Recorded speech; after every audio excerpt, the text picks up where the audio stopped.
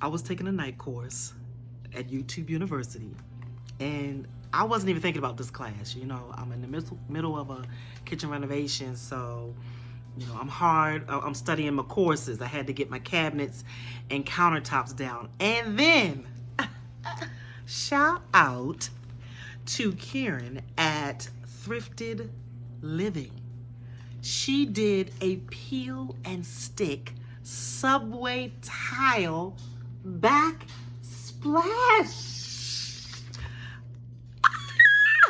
I had it right on over to Amazon.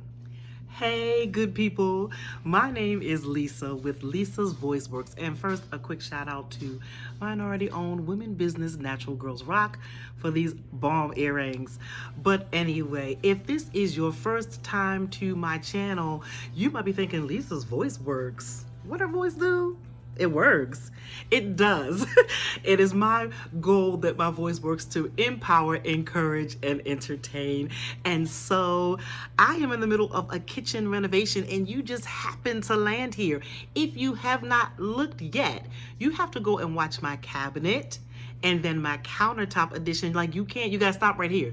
You can't do this one because you gotta watch that first. Also, it won't make sense. I did my countertops, and then I thought I want something to match it, and I saw this young lady, Karen at Thrifted Living, do subway tile.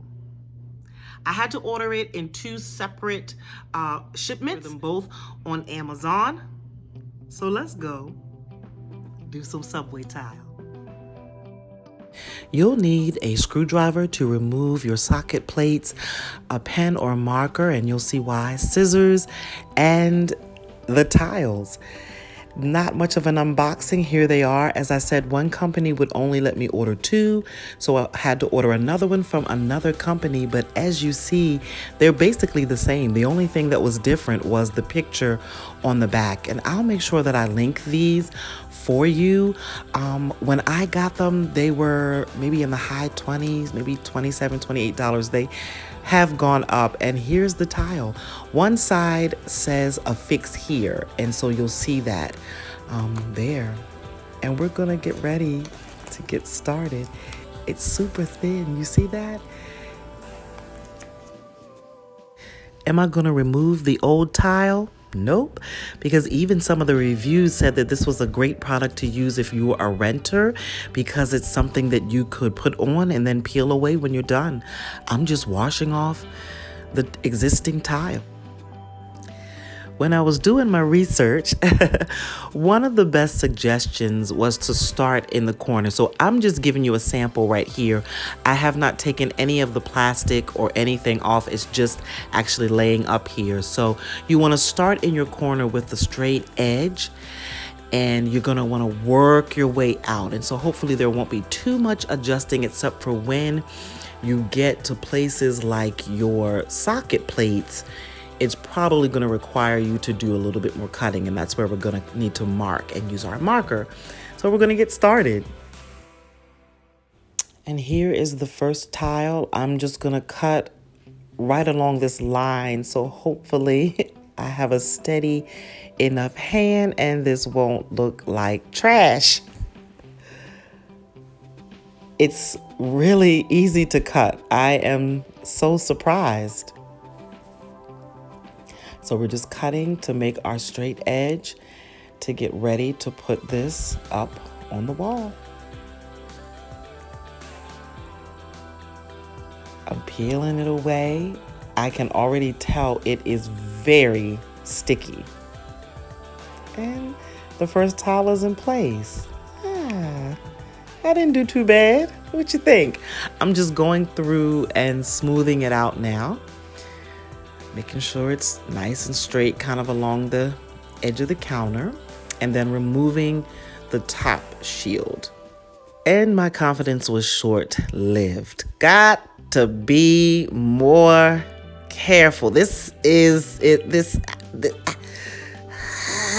This stuff is sticky. Okay, where you attach it, there are actually little words that say like attach here or affix here. I wish I had shown you that closer. So it's it's easy to know where to put it. But I once you start, honey, if you don't want it in that place, you're gonna have to rip it off. And finally, I got it where it needed to be. So rest assured, this stuff is seriously sticky. It's gonna stay, because Lord help, it's there. And now I'm doubting myself for the rest of the project. Some of the socket plates were pretty simple. It came right to the edge and I just cut.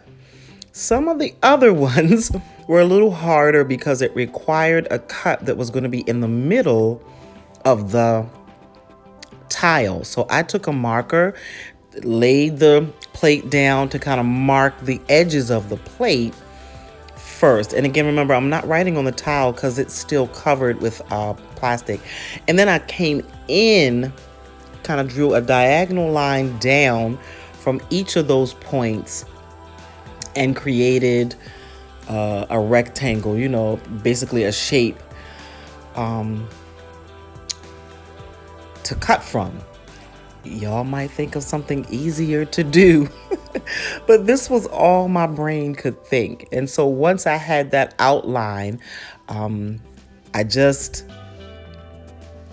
first here I am again, just making sure I didn't make it too big. I just cut that little place out and placed it up to the cover. And here it's fitting good. I'm pretty proud of myself because it's been a little bit of a frustrating day. No, really, this is a good project, but hard. Then the other part was this dog on windowsill. Remember, that's not mold that you see down there, guys. That's some paint from another project I still have to cover with grout. So I just measured under that windowsill and kind of measured the tile and was able to cut strips of this and lay it down pretty simple. The hardest part was right here. And my cut looks like trash. That's why I'm going to cover it with some cute curtains. But here's the before. And here is the after. I like it. And I waited till the evening for this video. Here's the money shot. I want you to see my little under cabinet lights that I bought. I loved the look of this. I think it really adds to the project. Again, the only thing I have to do now is take my grout and fill in all around the cabinets and in the corners and around the sink. And I think that will make this look good. Plus, the only thing, and I may have mentioned it earlier, is I was short by just a little bit. So you see right here, I still have to cover this one little section. So I ordered another pack, which just has 5 in it instead of the 10. But there you go, my subway tile backsplash.